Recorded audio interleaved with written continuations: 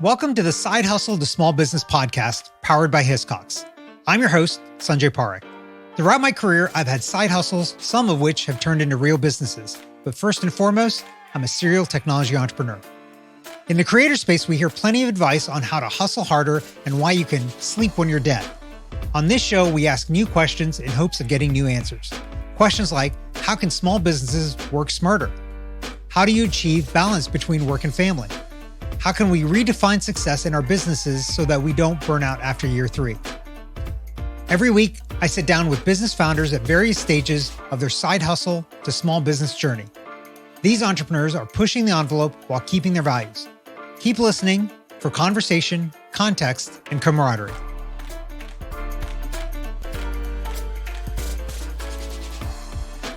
Today's guest is Kera Sanchez, the founder of Letters Legacy Journal and Get Griefy Magazine. Kera created these resources after prematurely losing her mother and dealing with the grief that came along with that loss. Kera, welcome to the show. Thank you so much. Thank you for having me. So I'm excited to have you on because you are actually the first half of what this podcast is about as a side hustler. You're doing this on the side. But before we get into that, give us a little bit about your background and what got you to where you are today. Sure. Yeah. So by trade, I'm a high school Spanish teacher. I've been doing this for about 12 years. And my journey started in 2022 after my mom unexpectedly passed away while she was on vacation in Italy. And this occurred just several days after my youngest daughter was born. And it was definitely a journey, a very rough and ragged journey. And I ruminated a lot on all of the different conversations that my mom and I never really got to have and things that were left unsaid. And I think because I was in this postpartum brain, I just kept thinking about, oh my gosh, I could never leave my children like this, the way that I feel today. And so that's essentially where my first product came to be, is my legacy journal. And, I originally kind of just jotted down all of the different things that I wish I could still talk to my mom about, or just important life events that it's so important for a parent to be there for. And it just kind of evolved from there to all different types of prompts. But I guess using my skill set from education, I was able to pretty easily build it and put the journal together. And I just published it myself. And from there, it kind of turned into a little bit of a brand for me. I started an Instagram, started doing Instagram lives with other people who were grieving, and just creating a sense of community around this concept of loss that I think sometimes people don't touch on quite enough. And from there, it just slowly evolved. I've since then launched a second journal, and I've translated the first into Spanish. And as of February 1st, I am now an editor-in-chief and founder of a magazine that I created all about the grief journey and the grief experience. So it's been a full circle moment of grief being pretty much the worst thing that's ever happened to me, to I'm allowing it to give me and fuel me and make me powerful. And so that's kind of what I want to inspire other people to do as well with the things that I'm doing, for sure. Yeah. Hey, it's one of those things that I think as people, we don't want to think about it because it's going to happen to all of us. Mm-hmm. Right. And we basically have no control over when it's happening. But it feels like thinking about it and talking about it, it makes it more real that it's going to happen. Mm-hmm. Whereas you can just push it off in your head. So, how do you kind of think about that for yourself? Like, how has this process of thinking about mortality, helped you in thinking about these businesses as well as kind of everything else you do? Yeah, no, I think it helps you put the most important things at your forefront. And also it aligns you to what makes your soul happy. And if you are spending a lot of your days and your time doing things that doesn't put a smile on your face because you realize how finite our time is here, you quickly learn to analyze and reassess and pivot where you're at. And so that's currently where I'm at now. Not saying that I'm fully made the pivot yet, but I do realize how much talking about these things and how much diving into this work has given me some purpose, and it just feels good to do. And it also helps me maintain that connection that I have with my mom. So I don't know. I think it puts things into perspective for sure. Right. So is this the first time you've had an entrepreneurial venture like this? Do you have any entrepreneurs in the family? No, I come from a family of educators. So we are super like, keep it safe, let's not take any risks. And so this is definitely the first time that someone has done something where I'm creating the ship as I am sailing it through the ocean. And I'm picking up as I go, and I'm learning a lot of things. And I think that that's part of it, is just embracing the messiness of it from time to time, because, as a teacher myself, like that's what I try to instill in my students, is that it's okay to make mistakes. That's how you learn. And so I'm just trying to remind myself of that for sure. Yeah. The part of your example that you left out is bailing water out of the ship as you're building it and trying to sail. And catching the sail and fighting off pirates, like all the things. Yeah. If there's ever been an analogy for entrepreneurship, that's it right there.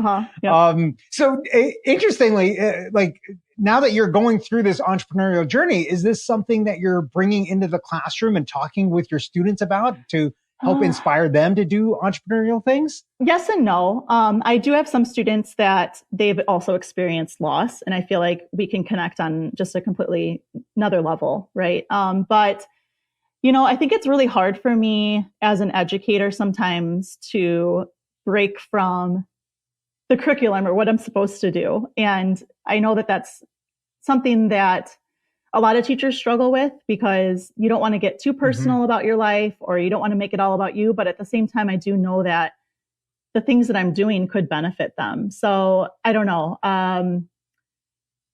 I guess to be continued. I don't know where to go from that. I think that that's something that I'm also learning how to navigate as I'm evolving, because, some of them have started to find my Instagram and videos and things like that. And I don't think that they truly understand what it's all about. So I think it's definitely a interesting situation to be in.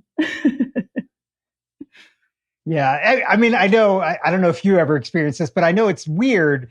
Like when you see your teachers out in the real world, like at the grocery store, and it's like, wait, you're a real human and you don't just exist in the classroom. So there's that kind of cognitive dissonance that ends up happening about how you view this person. So I can see that definitely being a challenge. So, okay, let's talk about the business. So you kind of wrote this journal for yourself. Yeah. And then you're like, okay, well, I want to do this for other people. You've never done this before. How did you figure that out? Like, did you just self-publish it, or did you start making copies at the school copier and stapling them together? Like, what was the process? So actually, interestingly enough, I have a former student.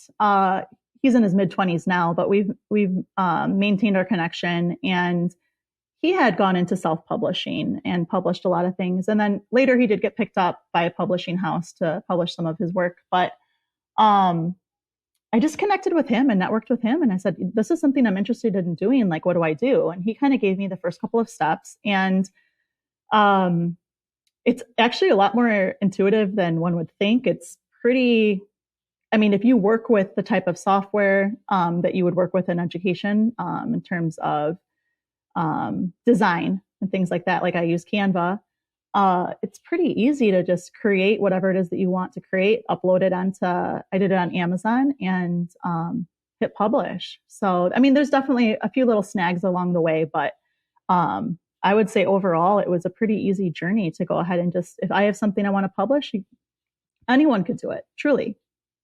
Right. Yeah. So when you were starting this, was there anything that, it sounds pretty straightforward, but was there anything that made you nervous? And if so, how did you overcome that? Yes. So at the very beginning, I was very, I would say, delicate about the way I was sharing my message. And I really wanted to make it strictly about the journals. But as time went on, when I would take a chance and show a little bit more about my personality and the way that I deal with loss, which for me, I deal with it through humor, dark humor. Just for me, when I started to do that, I realized how authentic it was, and people really like caught on to that. And I realized that as much as this is a brand, it's also people are buying into your story. And that's also something that's very important. I personally believe when it comes to creating a product is people want to relate to you and they want to relate to whatever it is that you're selling. And so, I think at first that was nerve-wracking to put myself out there like that because I didn't know how people would take it. But it was a risk that definitely was rewarding. Yeah. Yeah, I can imagine. Okay, let's change gears a little bit. So you've got a full-time job Yes. as a Spanish teacher in high school, which that's probably a double-time job because you're dealing with high school students. How do you manage the stress of that and balancing that with doing the business on the side hustle? That's also a work in progress. I just started to incorporate yoga into my life. And even that has been a little bit uncomfortable for me because I'm sitting in silence and that's hard. I've noticed that as a teacher, you constantly are facing a million questions a day from kids and there's so many choices that you have to make. And then same as, running a household and being a mom. And so, I think I need to learn a little bit more how to sit in the silence and become comfortable with that because I'm so used to being on the go and having the voices and the chatter and having to answer a million questions and pivoting. So I think that that's something that anyone can benefit from is just learning how to slow down from time to time because if you continue to go, you will burn out. So, yeah. Right. Yeah. How are you thinking about also then in respect to that, balancing with kind of the demands on family life and personal life and, the fun things that you want to do. Yeah. And, the side hustle and the full time. I mean, fortunately as a teacher, you've got summer vacation, but now you've got a side hustle that's probably going to eat into that as well. Yeah. I think I need to learn to delegate because especially with my newest project, I have launched a grief magazine. And I need to remember that although I created it and I founded it and I'm the editor in chief, I cannot be in charge of every single aspect of that magazine. And so I think relinquishing a little bit of that control to people who have come to me multiple times and said, I want to help. You don't even have to pay me. I just want to write something and get my name out there. I need to allow them to do that because again, I can't do it all. And I also just need to be better. And this is something that, I was just talking with my husband about is sometimes I need to learn to say no or just slow down a little bit. And not everything needs to get tackled this very second. I can put some things off till a little bit later. And I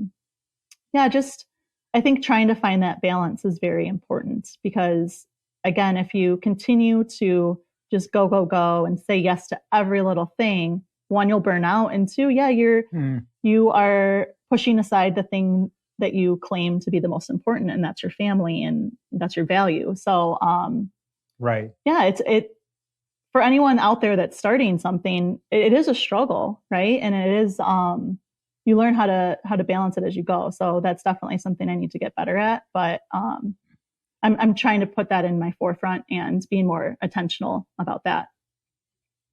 Yeah. So the topic, the area that you work in grief is it's a heavy topic. Sure. How do you deal with that? Right. Like, I mean, this could become overwhelming because you're just thinking about it all the time then, right? There's not really a break. You're, maybe the break is when you're teaching Spanish in high school to the students and you're not thinking about, but when you're working on the side hustle, that's what all you're thinking about. Like, how do you manage that for yourself?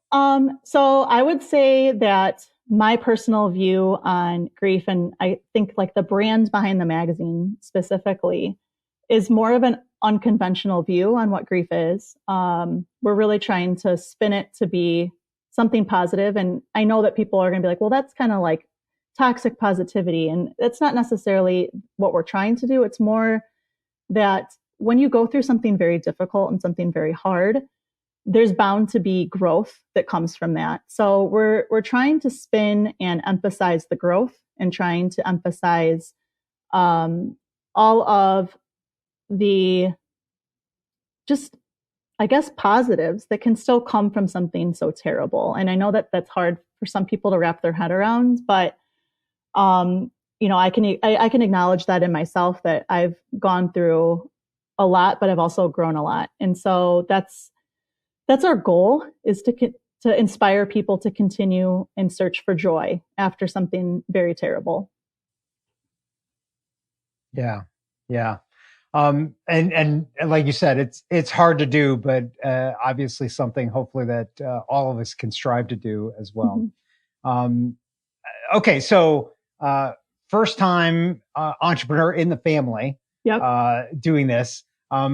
Was there, there was obviously a learning process. You've not really had, have you had anybody to lean on? Is there anybody you talk to about being an entrepreneur and some of the struggles? I would say I have a lot of people that are like in my support system or like cheerleaders. When it comes to a full-on mentor, not as much. But my aunt had helped me get enrolled into a female women's like entrepreneurial program through Cornell University. And so that's been very helpful, because I feel like it kind of just caught me up to speed with just some of the lingo and some of the verbiage that's used, and just gives me a more broad understanding of what it means to own a business, and gave me some insights. But I feel like I still have so much to learn. But I am working and I'm networking. I've met a lot of founders, since the magazine started, I've met a lot more founders, which has been great. And so I think just relying on other people that have also kind of navigated and forged that path is important, because once you make those relationships, like I might have a piece of information that they need, and you can kind of share and spread the wealth, because that's what it's all about. Yeah. Here's the one secret about entrepreneurship is, if you're not learning something every single day, then you're missing something, because there are so many questions out there and there are so many unknowns that you're always learning things. And personally for me, that's part of the fun of being an entrepreneur, is that you get to learn things all the time, every single day. Yeah. So thinking about that, you've probably learned quite a bit now at this point. And so given that, if you could go back knowing what you know now and do something differently, is there something that you do differently, and what? I think I would maybe just start showing up authentically a little bit earlier.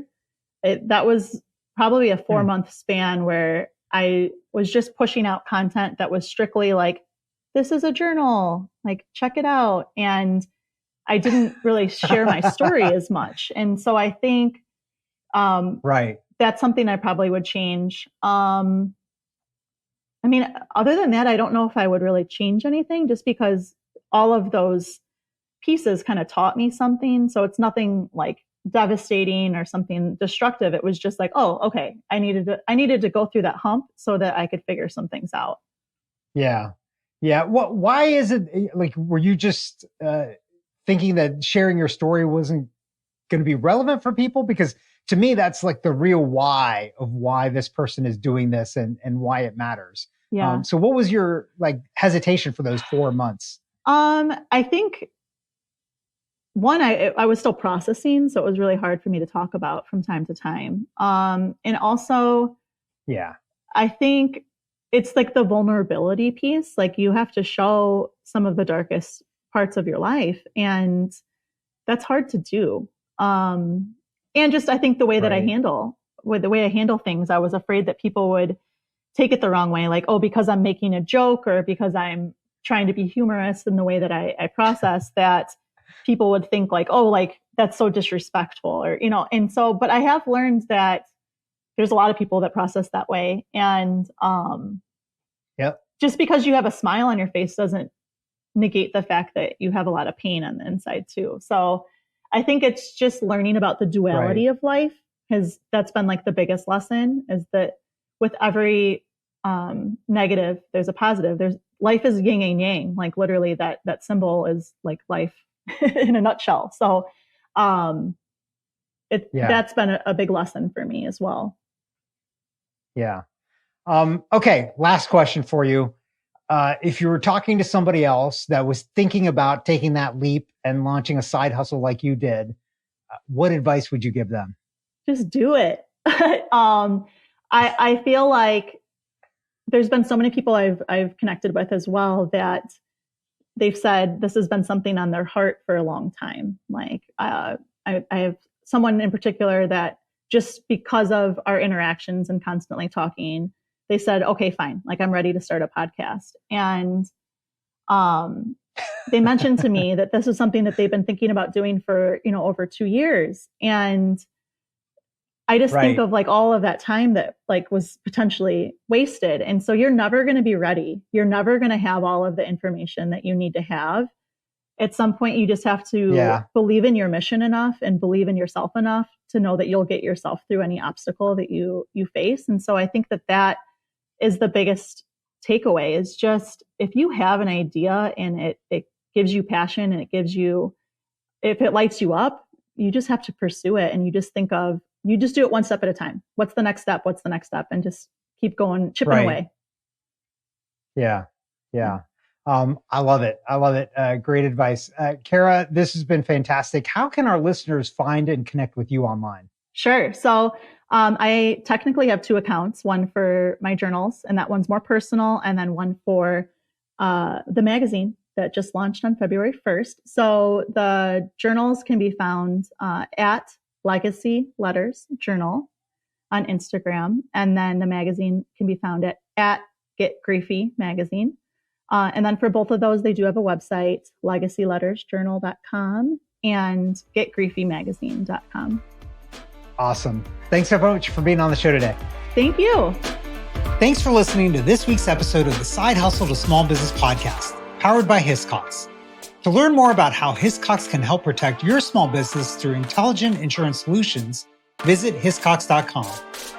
And to hear more side hustle to small business stories or share your own story, visit hiscox.com/side hustle to small business. I'm your host, Sanjay Parikh. You can find more about me at my website, sanjayparikh.com.